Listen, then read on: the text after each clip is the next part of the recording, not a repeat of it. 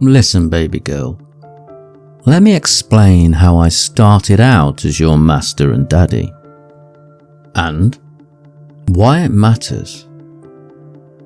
I'll tell you plainly, in the order I taught you, what I did, who I chose, and why you, and what I look for from you, your behaviour, your submission. Take this as a logbook of moments. It's not a how-to manual in the crude sense. It's not a domination book for dummies. But it's a study of rhythm, feeling, and responsibility. Think of this as a review of Daddy and Master taking your natural frequency and vibrations out from a world before me, and being the conductor to draw them to me, manipulate them for mutual pleasure, and secure you as mine. Why I chose you? Firstly, I will be speaking of you in the third person, so she who must obey, she who needs training in the ways of submission. This way, for a moment you can detach yourself from your training and see a 3D untainted version of the student in her process. Imagine this. At first, she wasn't the most obvious spark in the treasure chest of needy subjects. At first, students rarely are. Those who speak the loudest are often the ones with least understanding. But she was cautious, curious, and honest about her fear. Those are the three things I look for, not bravado, not theatrical eagerness. A willingness to tell me when things land oddly, and a face that goes soft when soothed.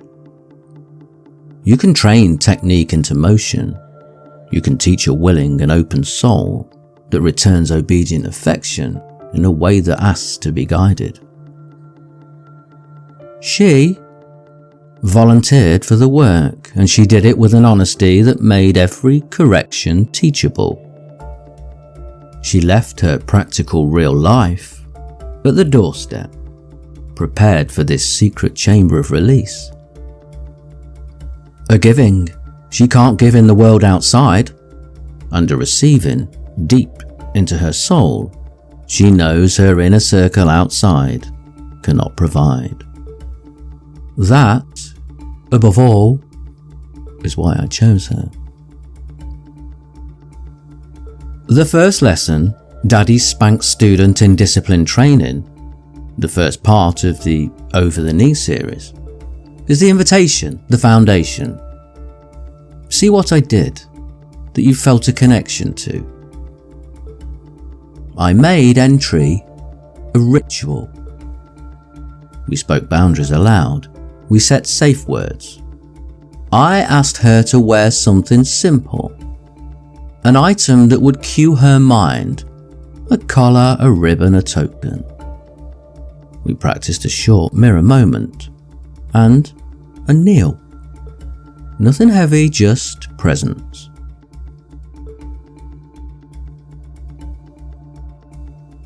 We discovered technique, slow pacing, small gestures. I used a palm at the nape, a hand at the small of her back, a guided chin lift. The first impact was symbolic, a single deliberate tap, more punctuation than pain.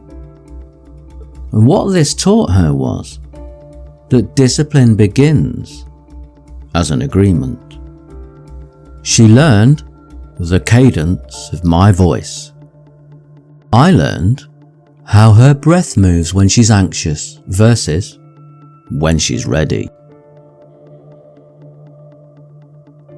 Pleasure here was quiet, the softening of her body into the shape of trust felt like warmth through my palm. And the first deliberate smack of her bum, exposed to me, panties down, and bare symbol of needy obedience ready for my hand. The first experience of masterful daddy discipline, leaving a mark of ownership on bare bum for the first time.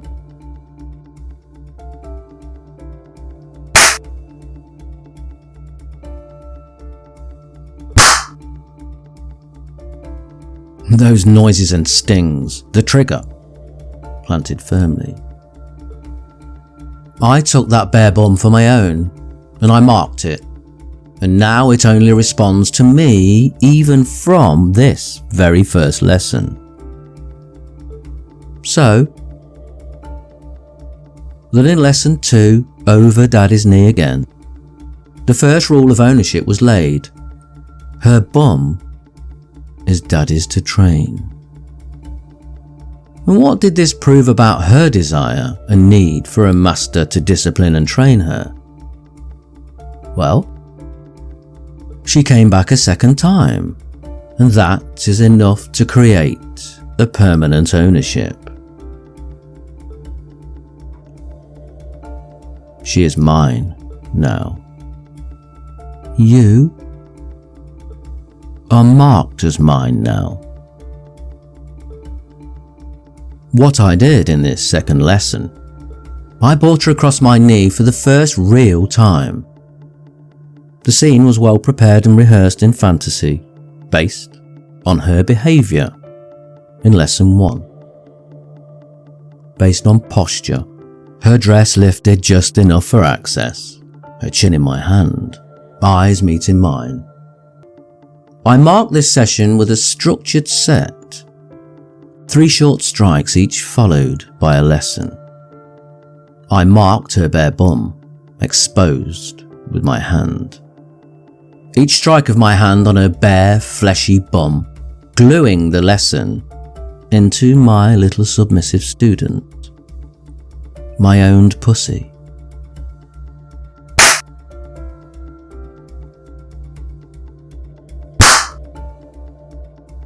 Now remember the techniques that were developed within this connection, each handprint, rhythm, and verbal framing. Each strike was preceded by a named truth, consistency, vulnerability, and purpose. The strikes were deliberate, carried by intention and timed breathing. I watched those micro reactions, the hitch in her intake, the swallow, the way her limbs surrendered or tensed, the tiny movement of dress hem in the swift air of my hand, moving down to smack bare bum. What this taught was that sensation and meaning can be braided. The sting is not the point, the lesson is. Pleasure arrived afterward in the heat that pulsed and the quiet smile that came when I praised her for being a very, very, very good girl for Daddy. The emotional arc ran from fear to gratitude. And she knew the transformation was tangible.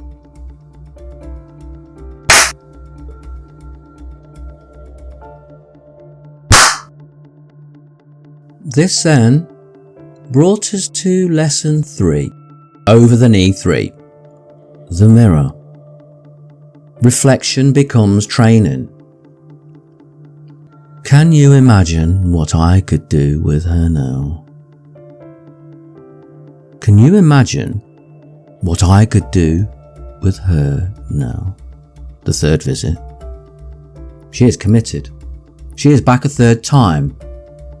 Most likely, I am all she has thought about since the second time. Despite her husband wanting his wifely portion, or her family and people demanding her time. She has secret red hand marks, owning her bare bum, and she is becoming addicted to the need to obey her daddy and master. This time I placed her in front of the full-length mirror, didn't I, and kept my hand steady at the back of her neck. She was seated in a kneeling manner, her first real showing of being on her knees for me, feet tucked, and I knelt behind her. We turned this reflection into an oil painting diary of our experience. I made her read the marks on her face, name what she'd done, and then hold a posture, cementing this trigger of her own physical appearance. I know this technique works for her, is her natural reaction. Being an external witness and guided self-observation. The mirror's role here is crucial. It made her confront herself with compassion. In reality, it's okay to be this girl, the one who leaves one world for a secret chamber, just for herself, her desires, her time and needs. I cued into this micro-sensation. The cool of the glass, the way the light caught the pink, where my hand had landed on her. I let her name that sensation out loud. Tell me what it is you have felt and what that means. Say it out loud, say it to me. Hand marks mean owned, submissively groaned. Obedience, toned. Daddy girl, zoned.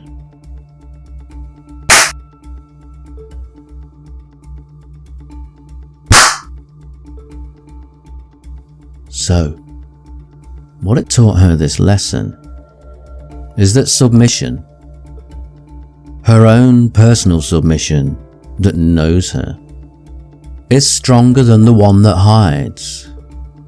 Pleasure here is paradoxical. It's the vibrational frequency of recognition when she sees herself behaving how she intended. She understands that, doesn't she? That those fantasies embed in the past, in a time before her master had called her, maybe next to a husband or partner as they sleep, because they didn't satisfy her, just satisfied themselves before rolling over to sleep. That fantasy she had in that moment of something more, as she touches herself silently. It's what she wanted all along, her birthright. And now the mirror shows her in real time that she found it. Emotionally, she moved from fantasy to wondering, from self-doubt toward ownership. That shift is the quietest, deepest reward for her, and now she is owned. Owned fully, totally, completely, never to be released. That's what she learnt in this lesson. Which brings us to the last lesson. Over the Knee Part 4, The Wall. Resilience and alignment.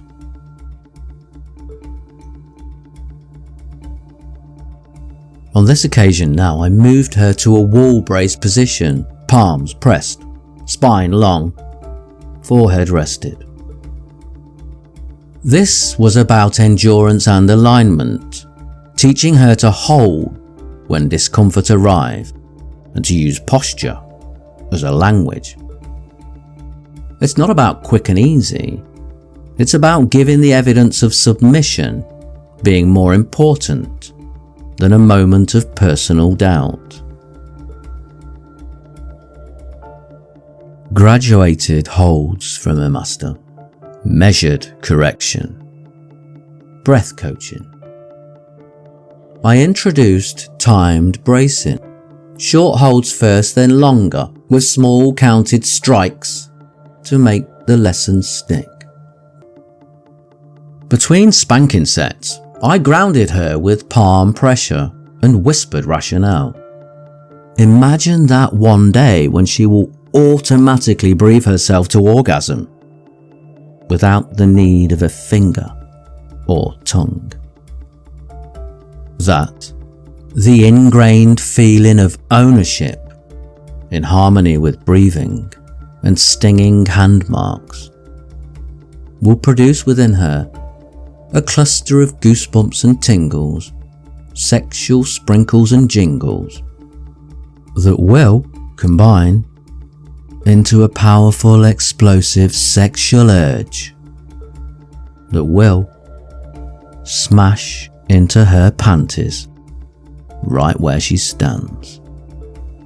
The supermarket or gym or school playground or family dinner. No option to refuse a natural orgasm of ownership.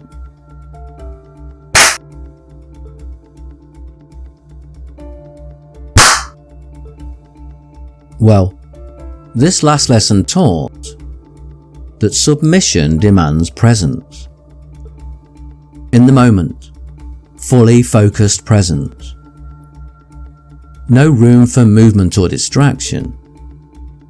The outside world doesn't exist in this moment. Only master and need. The wall held her physically. I held her emotionally. The wall stopped her from falling physically. I made her fall into a vortex of whirlwind obedience. Pleasure, in this instance, is harder to name because it's in the acceptance that comes after endurance. Watching her breathe through the ache and pain of holding posture of the student submissive, and then relax into daddy's arms and over his knee afterward. That is an intimate yet powerful steady joy. And so we come to now this lesson 5, the initiation training manual and integration and daily practice. This is the last of the first phase of ownership training. Phase 2 has 10 specific lessons. So, today, it was necessary that your daddy and master translated those previous 4 moments into a template for what must follow. Morning mirror moments, brief midday services, evening reflection, weekly deep sessions. This wasn't about spectacle, it was about threading ritual into life. The technique is scaffolding, small, repeatable acts that create continuity. I assigned writing tasks, posture checks, service tasks. I kept records in a small log. She kept a nightly note, albeit mental. We built rewards and restorative corrections. What it taught, overall, was that submission becomes a muscle with practice. The pleasure is cumulative, the ease of being who she is in public and private, the private signals only we know, the way a simple "I am here" text can land between us like a warm hand strike. Pleasure is a mutual economy.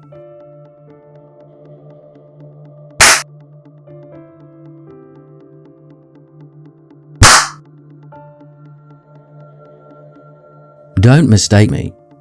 The pleasure is not one-sided. There is a particular satisfaction in watching someone discover their center in the weight of your hand. That ache between discipline and praise creates a charge. It electrifies the room. For her, pleasure is the relief after a lesson, the validation of being seen and steered. For me, it is the artful stewardship, the delicate calibration between firmness and tenderness. To have her arrive wanting training and have her leave trained, owned, and obedient. Remember, as we move into the next phase of training, the next 10-part series, little subtleties like an immediate flinch at the strike of a hand versus a clean intake. A flinch often signals surprise or miscalibrated force. An honest intake with breath control signals presence. Silence can be either deep focus or withdrawal. Tears, crying, release is common and can be healthy, and I will treat them as an emotional threshold. Pride and shame. When she owns her progress, she will be rewarded. When shame appears, it's a moment of new teaching.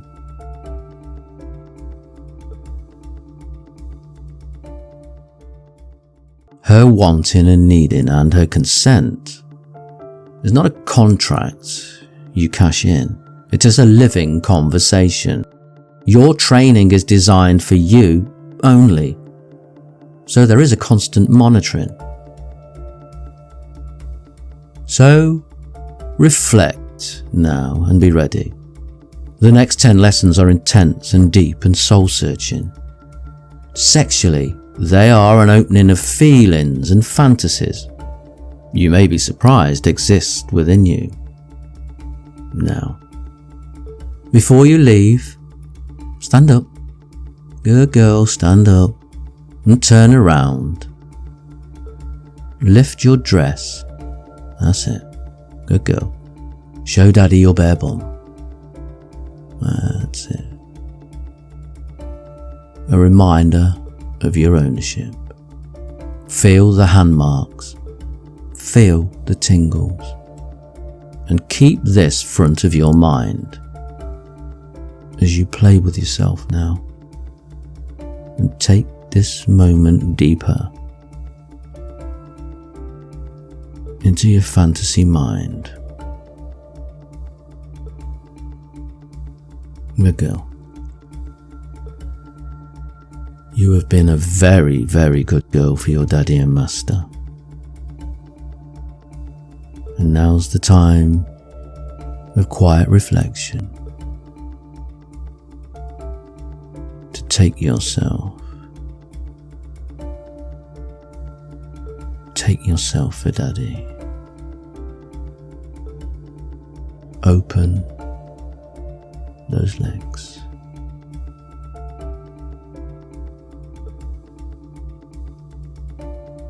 Pleasure. Yourself. Knowing you are owned and trained. And you've been a very good girl. A very, very good girl.